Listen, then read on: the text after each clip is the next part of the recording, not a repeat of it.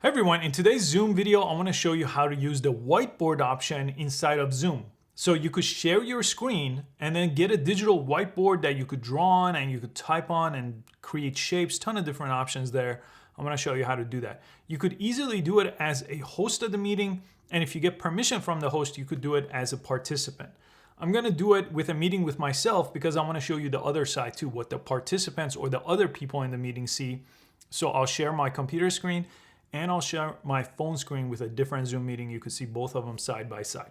So here I am inside of the Zoom meeting. This is me as the host, and this is someone else. It's actually me on my phone, but another account. And this is gonna show what I'm gonna see as a participant. I wanna show you both sides. So to do a whiteboard sharing here, all you have to do is press share screen. Now as a host, you could do this, but as a participant, the host actually has to press advanced sharing option here and let the participants also share their screen, or they can't. So if you press share screen on yours and it says you can't do it, the host has to turn on this option, and that's the one host that started this meeting. So make sure you ask them to do that. And I'm gonna just press X here. So that's from the host's perspective. Let's go ahead and press share right here. When you press share, it's gonna let you share your screen.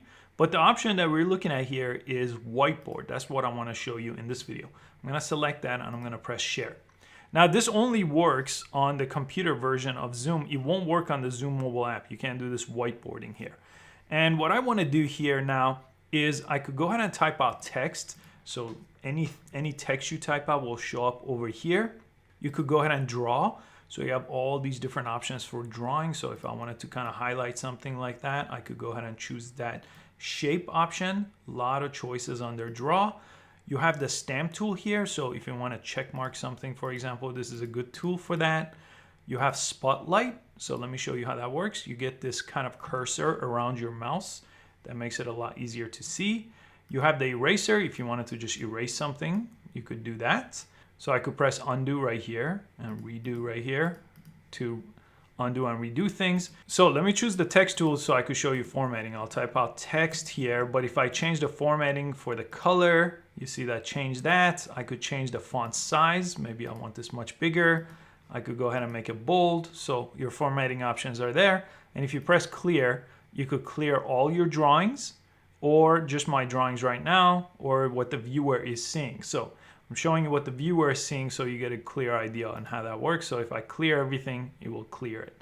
Now, anytime I could press save as well, and that could save my drawing here. So if I show it in my computer, it will save it as a image file, so a PNG file. So there it is. There's my drawing saved. So that's a good way to save your drawing so people could see it and refer to it later on after you're done sharing your screen.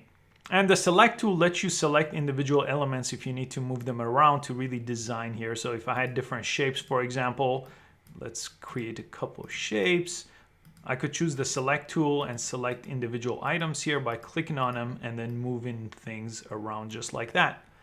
And when I'm done, I could go ahead and I could stop sharing, and it's gonna bring me back to the video page. And if I wanted to now share my screen, I could do that. If I wanna start a new whiteboard session, I could do that. And remember to save it before you exit so you get that nice image that's going to get saved right on your computer. And it's that simple to use the whiteboard option and share your screen with whiteboarding inside of your Zoom meeting. I hope you found this useful. I post easy to follow tech videos just like this one every single day, and I hope to see you next time. Thanks for watching.